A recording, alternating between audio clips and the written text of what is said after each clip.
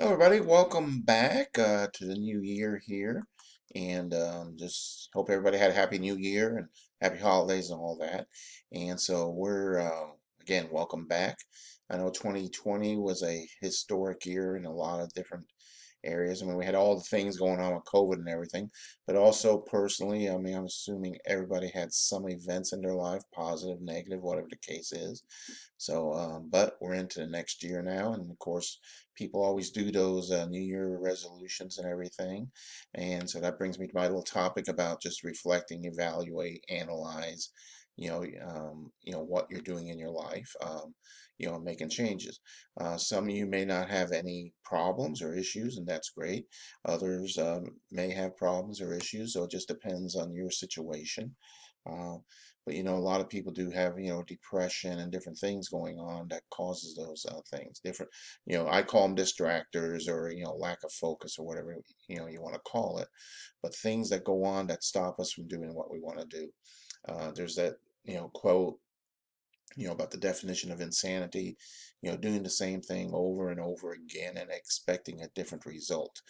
So, whether it be your work, something else you're doing in your life or in school, uh, you know, for example, if you're not in a graduate program, if you're not an A student, you're doing something wrong.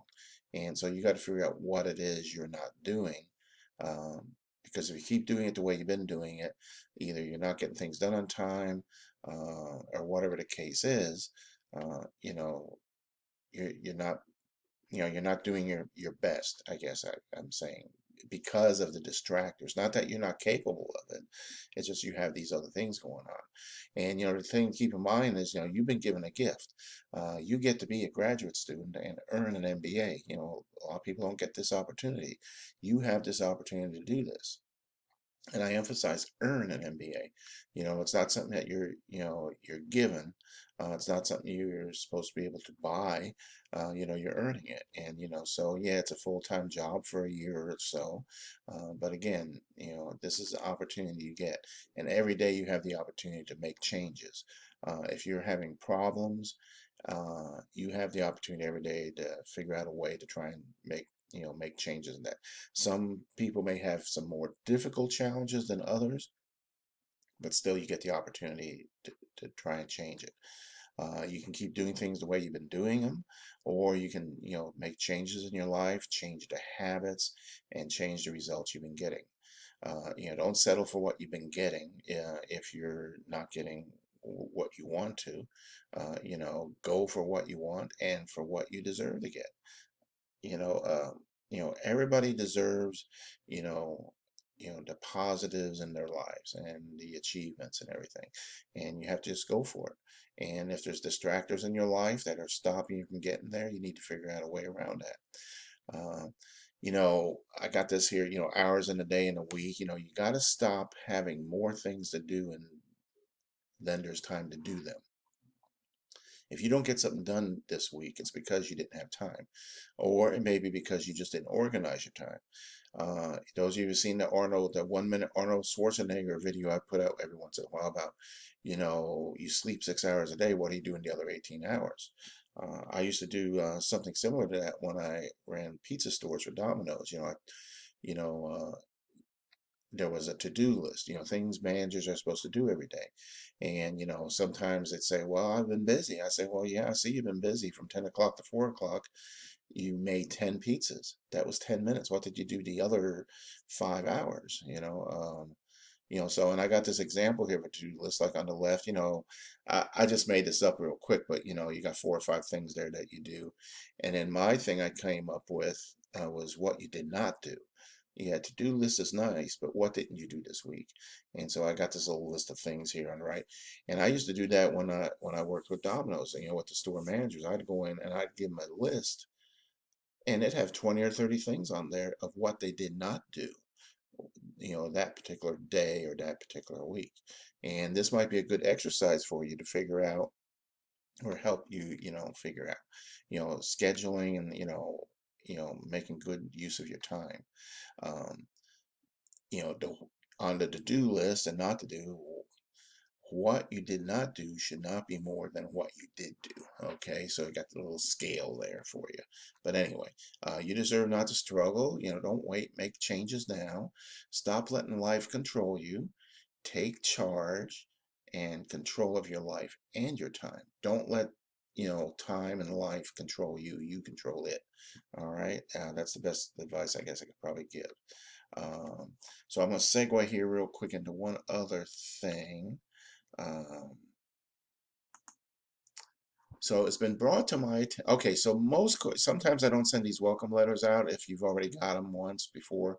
I'm sending them out again this time, and whether or not anybody actually reads them, but and that's too big. But anyway, so I just wanted to go over policy because it's been brought to my attention that I might be too nice of an instructor, and so I just wanted to go over real quick so there's no surprises because I am kind of lenient and you get in touch with me, I can't, I make exceptions sometimes, but it's been brought to my attention I'm making too many exceptions.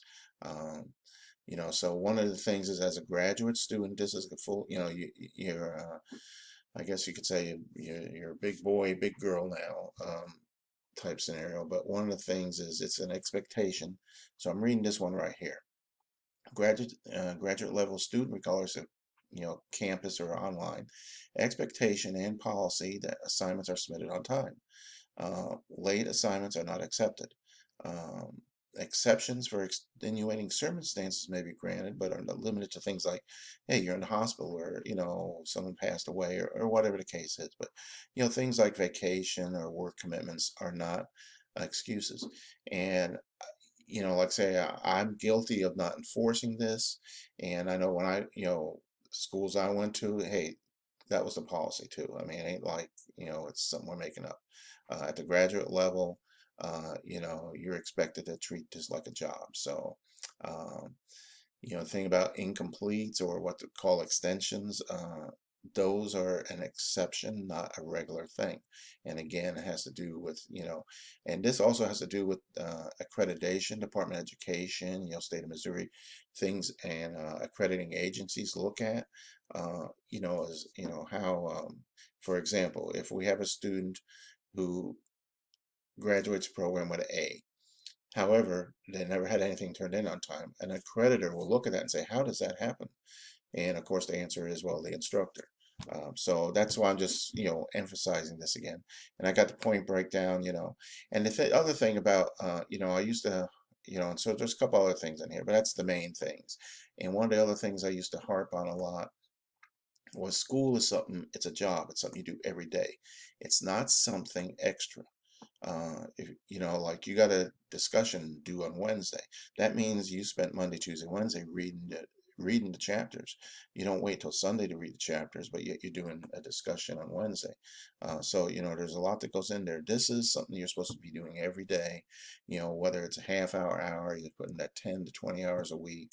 Um, I'm just kind of reviewing here what the expectation is and what you should be doing, which brought me up, which is how I came up with the topic about figuring out what you're doing wrong, um, and scheduling your day, scheduling your week, and, going for, doing the best you can.